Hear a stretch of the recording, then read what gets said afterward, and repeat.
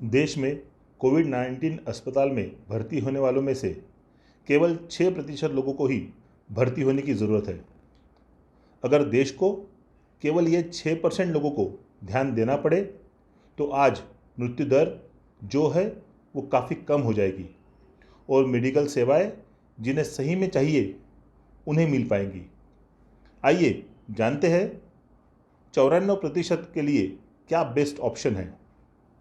अगर आप Covid positive आए हैं मगर आपको काफ़ी कम लक्षण है, जैसे सर्दी, खांसी, बदन दर्द, कमजोरी या बुखार, इसका मतलब आपका इम्यूनिटी सिस्टम सही काम कर रहा है और आप 8 से 10 दिनों में ठीक हो जाएंगे।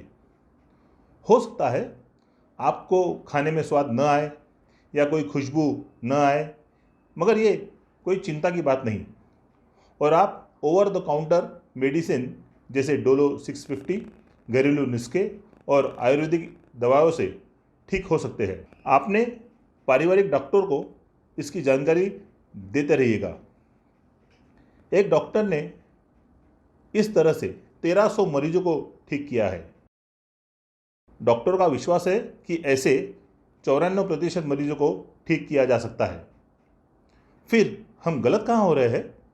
RT-PCR में, जो कि केवल 65 से 70% ही सही होती है, यानी 30 से 35% लोग पॉजिटिव हो सकते हैं मगर वो नेगेटिव बताए जाते हैं। मान लेते हैं अगर हर सर्दी, खांसी, बुखार ये कोरोना है तो हम खुद को विलगीकरण कर सकते हैं और शासन के बताए उपचार कर सकते हैं, तो हफ्ते भर में सब कुछ ठीक हो जाएगा।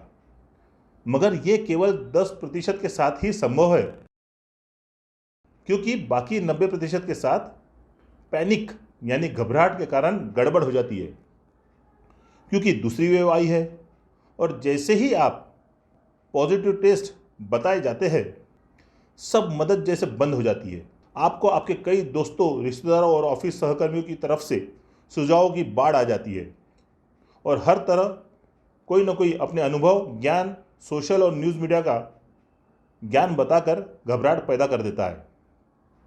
भले ही आपको कोई लक्षण न हो मगर इतने सुझाव से आप घबरा जाते हो और पैनिक हो जाते हो। जैसे ही आप पैनिक हो आपका सांस लेने का तरीका बदल जाता है। आपको बताया जाता है कि आपके लंग्स अफेक्ट हो गए हैं, मगर असल में आपकी एंजाइटी यानी चिंता इसका मुख्य कारण होती है। अब आपको विभिन्न टेस्ट कराने को कहा जाता है, जैसे डी डाइमर, सी रिएक्टिव और छाती का सीटी स्कैन। बढ़े हुए डी डाइमर का संबंध किसी भी तरह की जलन या बीमारी से हो सकता है। केवल क्लॉटिंग प्रॉब्लम में यह एकदम बड़ा होता है। सी रिएक्टिव भी ऐसे ही किसी जलन या अन्य बीमारी के कारण बढ़ सकती है। ये दोनों कोविड के लिए नहीं है, केवल इन्फ्लेमेशन और इन्फेक्शन के लिए यह कराए जाते हैं। सीटी स्कैन 80% से अधिक लोग जब सीटी स्कैन कराते हैं तो सीटी स्कैन में ग्राउंड ग्लास अपीयरेंस यानी छाती में जमाव दिखता ही है। जैसे ही कोई ये रिपोर्ट देखता है वो बोलता है आपके लंग्स और आप में प्रॉब्लम है, जो सच नहीं है। कोविड वायरस की प्रवृत्ति है कि वो फेफड़ों के अंदर जाकर जलन पैदा करता है। Ground glass opacity condition corona से संबंधित नहीं है और ऐसा कई परिस्थितियों में हो सकता है जो अपने आप ठीक हो सकती है।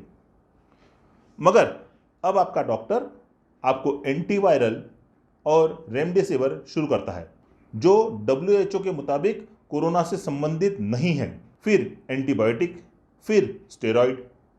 याद रखें, अगर आप पैनिक हैं तो आपका डॉक्टर भी पैनिक हो सकता है, क्योंकि वो भी इंसान है और आपको जवाबदेही है। आपको ये याद रखना चाहिए कि आपकी इम्यूनिटी अच्छा काम कर रही थी तभी आपको लक्षण कम थे।